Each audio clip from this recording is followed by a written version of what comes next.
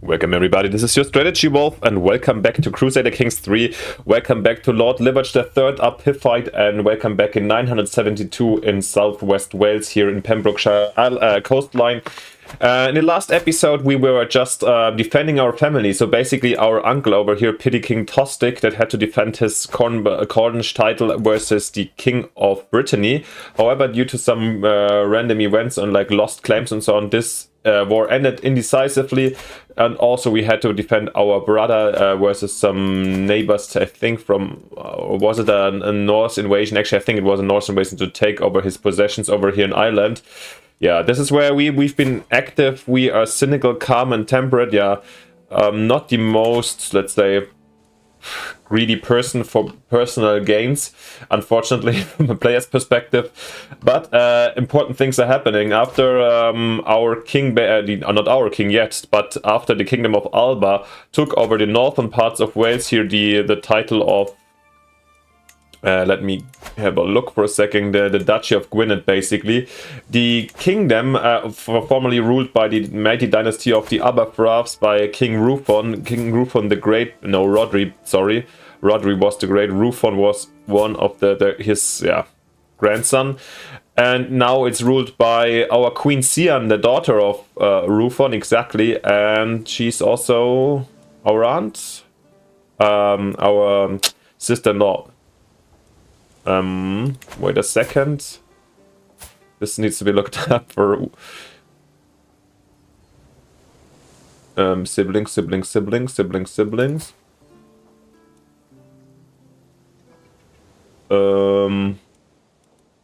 I a little bit confused right now? Wait. Our wife is grandparents is Rufon's, pardon me. Parents are here, yeah, sure. So yeah, we are related. I can't get up the title right now. Anyhow, we are related to the house, but it's quite small right now since she's just having, after the loss of all the northern land, she just controls this one little county of Lanmidrithri, whilst the man with the power is basically our Duke Kay the Stumbler, who holds 4 titles, counties here in the area, and has 2,500 men, so way more than the Queen itself. He's the strong man here in Wales, but the question is for how long, since we never know where Alba's thirst for expansion is going to go next. So yeah, we shall see where it takes us. And yeah, we saw these battles over here. Let's see if there's any important things to ceramic tankard. Are we using that one? No. I think then it can also decay. That's fair. Let's quickly do these tasks before we get in it and we have a successor. That's good. Few knights. A guardian for our son Rufon. Yeah, it's our firstborn, right? Rufon needs a guardian. Okay. That's important actually. And he's doing bossy, so he's doing a stewardship education. Okay, interesting. Do we have a good steward or somebody who's actually capable of teaching him, or like teaching in general? Our steward, a knight, sure. He's not that bad. He's also quite, at least has some prowess, so he can fight. Do we find anybody more fitting than him? My sister-in-law. She's potentially good, but I see no reason why she would, as a woman, she would educate our son. Our brother-in-law and court tutor. And we have a really bad opinion about our steward. Yeah, we released him from prison for his attempted murder. No, then we're not gonna take him. We're gonna take Bran instead. We have a way better opinion of him, and he's married to our half sister and our tutor and yeah, a mastermind philosopher. I think he knows a lot of things and he's good in prowess, so let's take him then. So much about that. Shall we have him study a language also? Yeah, I think so. And which one? Then let's go for Mercian, which is English, I guess. Yes. Apart from this, he doesn't want to get an alliance, neither does he. We do not have a nurse, so shall we hire one? I would say so. And apart from this, let's just get going and see where the future and the fate is taking us. As always, we're doing roleplay, so easy going. And we've got a new son a couple of days after we started this very episode. Tekla, you have been so brave, so strong. Words cannot describe my love for you, and now we have a perfect little son. Hiffite would be the classical, right? Yeah, but we deviated a bit, but last time she asked, right? But Hittite, this was always tradition for the firstborn, so in this case I think Riddich. Okay, let's give some twist in here, and not with him we're not following, especially since he's also cynical, we're following not this very family tradition. It might come back after in the next generations, we shall see. And we need a wet nurse. We've got a good one for 50, a poor one for 15. Yeah, we have the money right now. Let's spend it and make sure our kids grow up very well and happily. And we return home, which is nice. All right.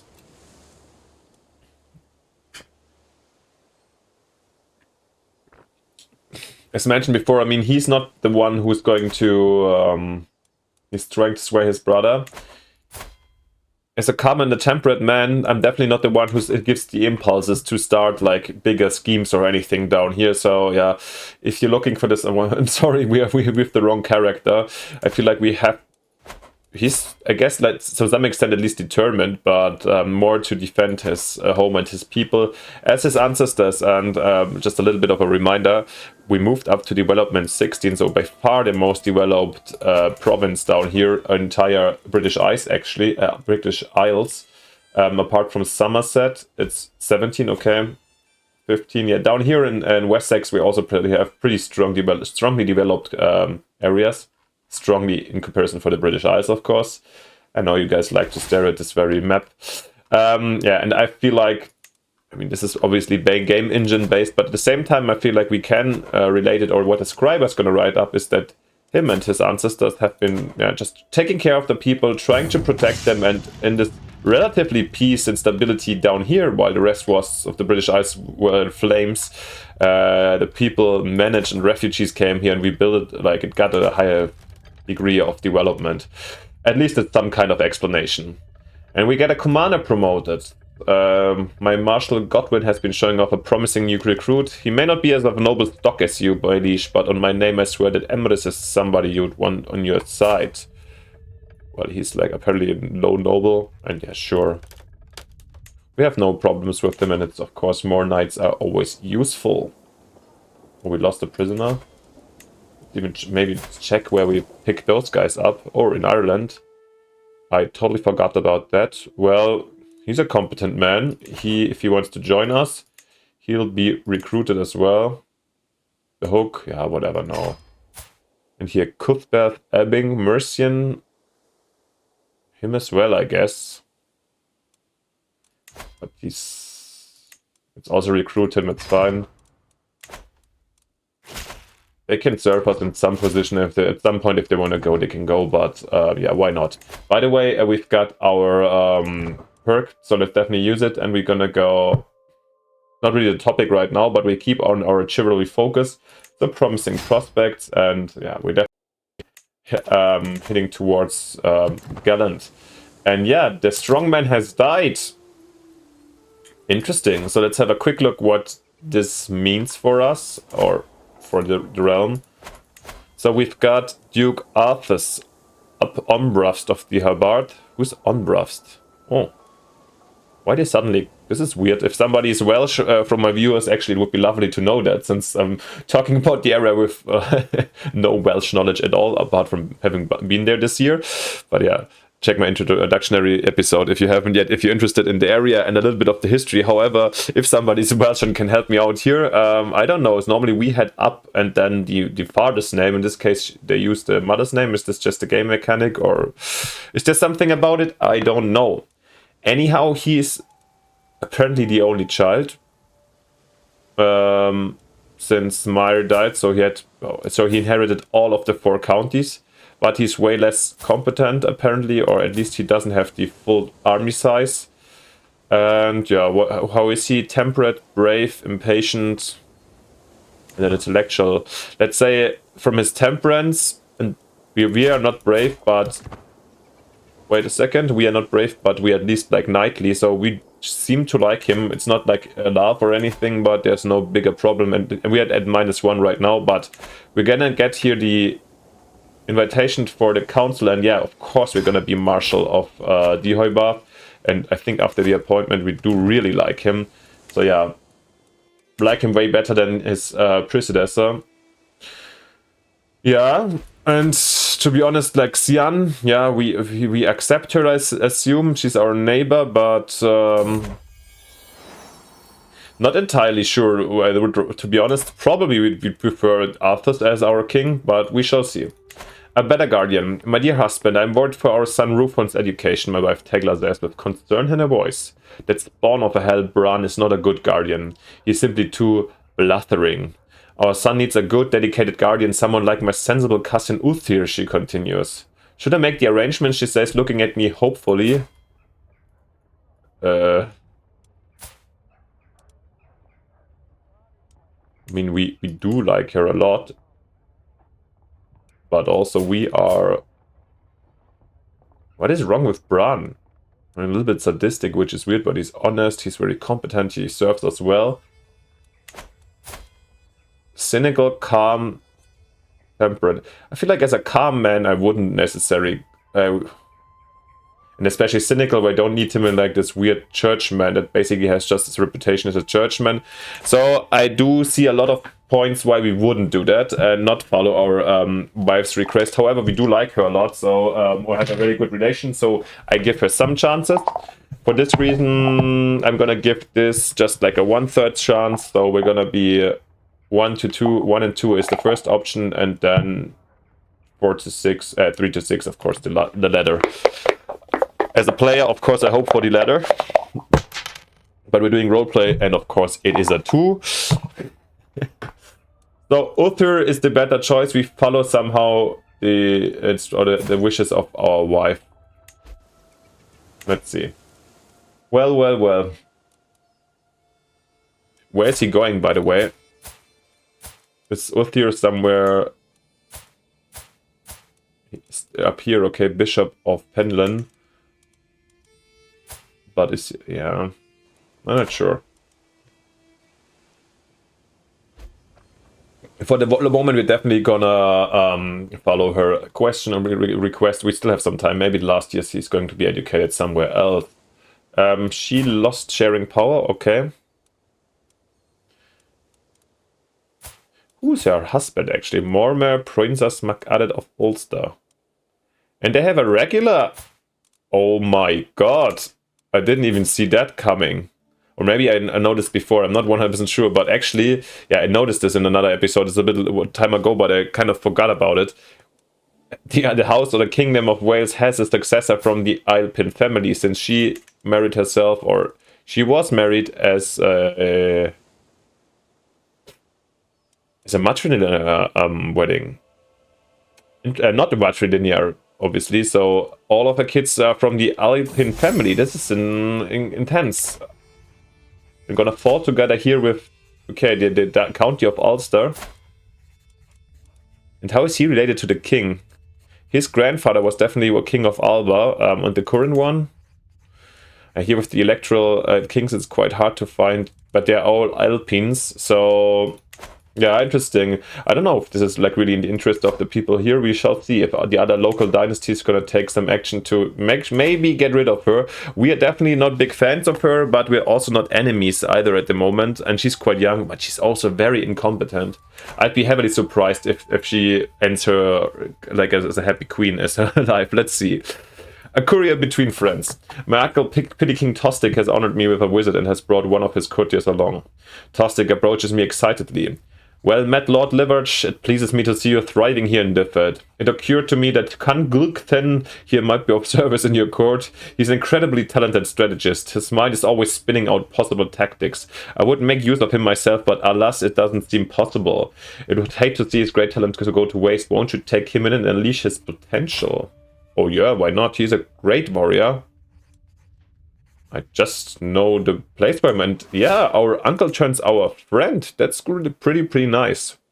So we have our biggest partner and supporter actually outside of the realm in Cornwall, in our uncle.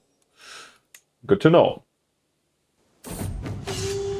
A call to arms, and there we go. Something already happens. Following the start of the Shropshire, okay. Conquest of the Lordship of Penlyn, our liege has called their banners and we must now decide how to answer the summons. Okay, Penlyn is over here. Okay, let's have a quick look. Who has attacked whom?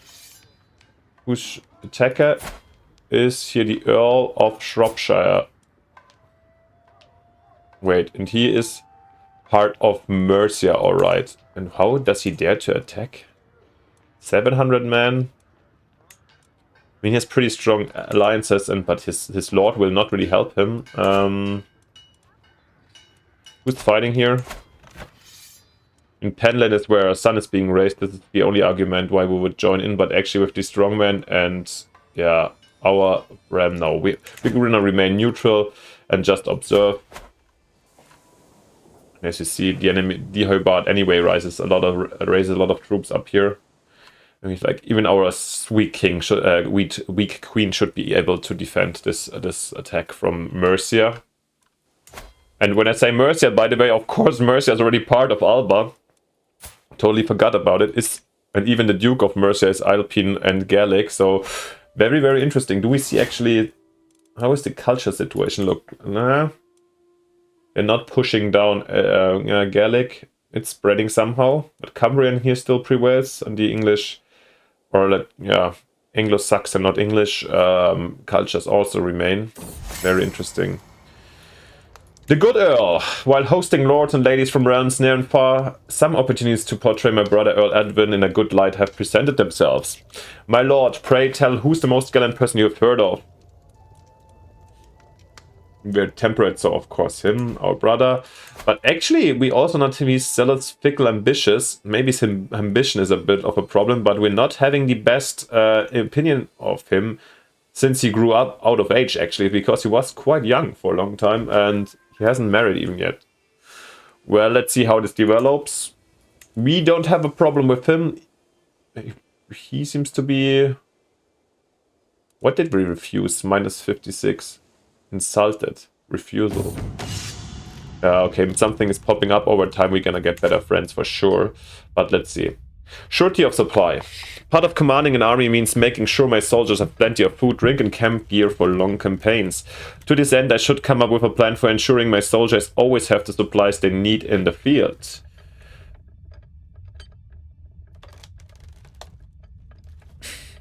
Can they forage? Or, I mean, we're not fighting big wars, so I feel like we don't need to actually do that.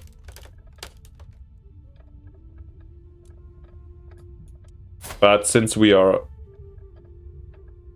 can try at least. I would say there's nothing speaks against it. Maybe we'll fail, but that's okay. Missing supplies, of course we fail. I contacted many available merchants to see who could best supply my armies with what they need. One trader had very good prices, so I made arrangements to get most of my army's provisions from him. But when it was time to pick up the shipment, he and his goods were nowhere to be found. Yeah, 5 years lacking provisions for the armies. That's bad, but I don't expect to fight wars in a too far distance. But okay, now they're coming to siege the Queen. But actually they're gonna siege here Shropshire first. This escalated a bit. And once again, I feel like sometimes it's just like... Don't all the people just join in all the vessels? Not entirely. Leinster's missing, right? Our brother's not fighting for the Queen. Well, anyhow, and we get a daughter, Arian Hort. Hort? Okay. God, today I'm struggling really with the Welsh. And we have an available perk, and of course it's going to be loyalty and respect. And soon we're going to be peacemaker and gallant. Finally representing a really amazing knight.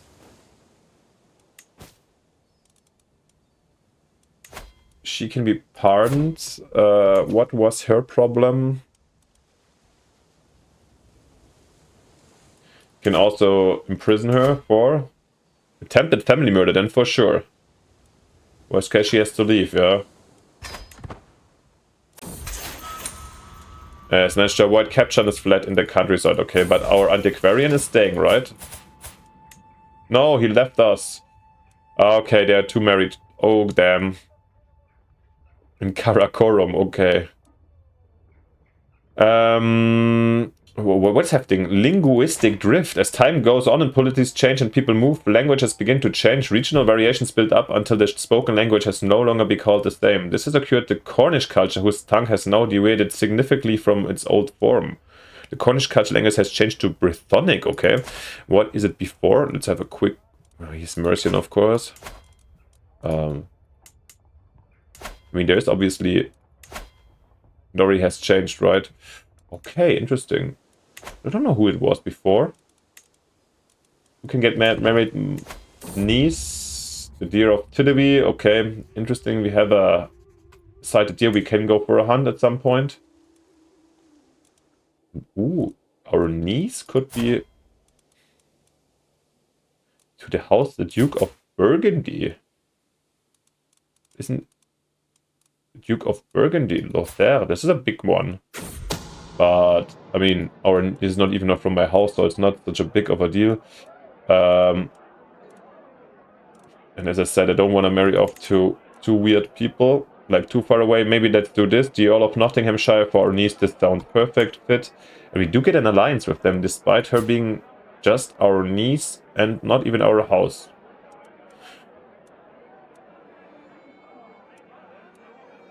Or is this a House Alpha is from our house, of course. It's she's a bastard founder. Okay. Well then, nevertheless, let's do it. I think this is a fair position. And the same Nest Penmon, she is our other niece, and also Penmon seems to be also a bastard dynasty. She's 18. Småland in Denmark, okay. Orléans. Well, I think if it would have been Neustria or like Normandy, I would have made a lot of sense in my opinion, but going here to somewhere in France, Montargis, where's that? Nah. Burgundy. But I mean, dukes are quite huge positions, I guess, and for...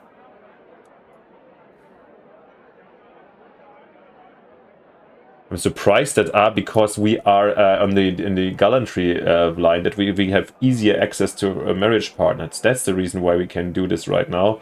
And all of these dudes show up. That's very interesting. The war is, by the way, over. And let's keep our... Roleplay. It doesn't make sense to send them to Burgundy, and that the Duke of Burgundy would suddenly marry our weird niece of a bastard house. I find here the young Earl of Shropshire, since after his father, no, after he lost actually the war for this thing, he was defeated by our queen, and now maybe he comes to sense, and he's quite close, and we can make our niece a less. And we've got the map, by the way. My spies have informed me about a hunter causing a ruckus at the local tavern. The man has been spending large amounts of gold and bragging loudly about the great deal he struck with a fancy lady in pearls and silk. Apparently he drew a map of the local plains for an unknown noble woman. The spies think the lady must be scheming against me or one of my subjects. Yeah. It's okay. Thank you for the info. Better hope it's not my queen that is scheming against me. And here we... Countess. Okay, the Earl, they still have countesses. Well, two nieces of mine in at least noble positions. That's not bad for them. They are well off and so forth. Tales from the Wilds. Lord Erdred of Ferlix has approached me wishing to meet and discuss our experiences as hunters. It's an opportunity to swap all tall tales from the wilderness. Sure.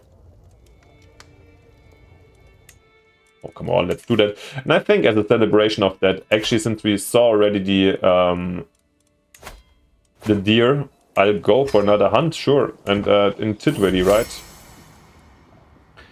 I never expected would grow as close to Lord Erdred as I have done in the past few years. On multiple occasions, he has proven himself to be a reliable and forthright man with only my best interests in heart. Okay. He's also House Morganweg. No, we have an excellent relationship with him. Content, calm, gregarious. Yeah, he's the man we really enjoy. No. This time I don't even have to roll the dice. The opinion is so great. He becomes my true friend. And we found another one, which is amazing. And I think To honor him, first we have Ridderich first words. Harry, my liege, you have to hear this. The wet nurse Aelwyd rushes me into my son's chambers. Aelwyd points at Ridderich in excitement, so I lean towards him and listen. Pa, pa. How delightful. What else can he say? How delightful. What I was trying to say is that... Here, let's go to Abergwaun, actually, because here we have the church. And organize a hunt. Let's go, let's slay the beast. We want to be successful with that one. And manage guests. Our friends hopefully are coming. Our friends are anyways invited, right? Do we see the count?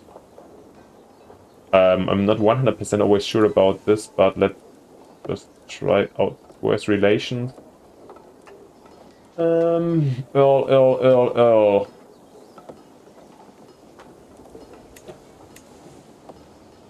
But Lord Tostig is coming. I don't see the bearded man. Where is he? Can we not invite him since he's a vassal of our? No, he's also a vassal, not a fellow vassal even. Well, we try. Maybe he shows up, maybe not. Let's do search parties. We have the money actually, and let's really beast a really big hunt down here. Yeah, let's do it.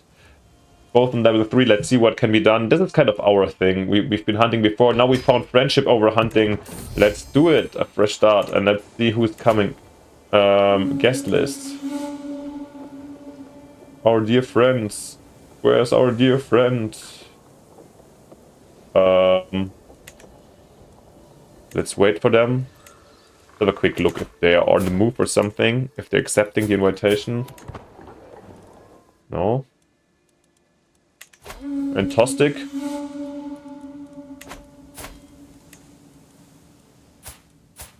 Is he coming?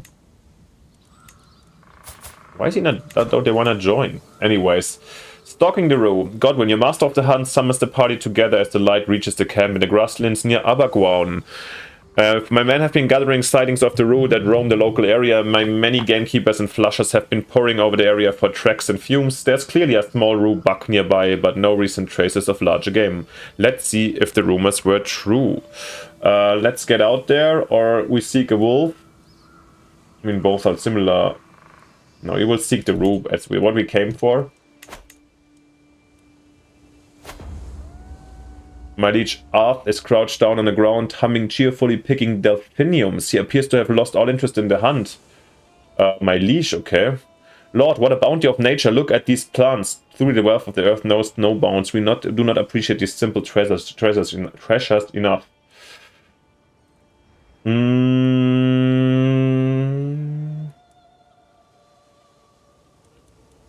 Like witchcraft would be super weird here, especially since we're cynical. Let's just roll the dice for the first 3 options, like evenly distributed, to get a little bit of randomness in, and it's a 5. So we do as Sils could do with these herbs. Okay.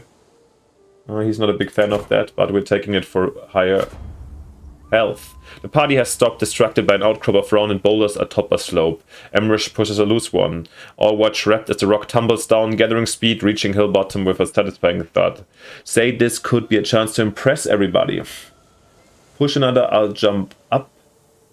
Everyone help Emrish to roll the big one for me. Very good, let us continue. Oh, we are calm, so I don't care for this impressing. We are hired to hunt, not for other shenanigans. My huntmen have pointed out a secluded clearing downwind of the beast's coverts, a perfect place to form our bowline and await the route driven thither by the hound teams. Thither? It would be a fine chance to practice our archery on a real moving target. Great suggestion, or no, I want to corner it. No, a great suggestion is, let's see what's possible. The forest truly is the mantle of the poor, but as the Roo flees in panic from foraging peasants, I feel my patience wearing thin. Surely there must be a better thing to do in Abergwaun today than picking roots and mushrooms. Yeah, we had already, I think we encountered foragers before and we were calm. We're still tempered one more time. But the next time I think like we might get really angry. Our plans were for naught. The beast sensed our trap by wind or convenience and refused to be led into our ambush by the flushers. At last it slipped their clutches entirely, disappeared into the flatlands. Clever thing, and the hunt failed. Super. Yeah, it looked so well. We are kind of competent, I thought, but in the end, yeah, it failed. Sad. Hunts like these are pure joy. I cannot wait for the next year. The master of the hunt, Godwin, gathers the disappointed party and exhausted hounds for the trip home. The rue indeed eluded us this time. Well, at least some prestige, and yeah. A good time with friends, I'd say. And yeah. It is what it is, and I think it's also a splendid time to end this very episode. Yeah. Situation is still very fragile, I would say. However, we are still having our little piece in our home, in a prosperous home. Let me know what you think, what you would do as him in the current situation, how the future of Wales or of our dynasty should continue. Apart from this, of course, if you haven't yet, it would be amazing if you leave me a like and subscription, since it costs you nothing and pushes my channel and motivates me a lot. So thank you very much for this. And of course, more importantly, see you in the next episode with our dynasty up Ladry down here in Diffet by your strategy wolf.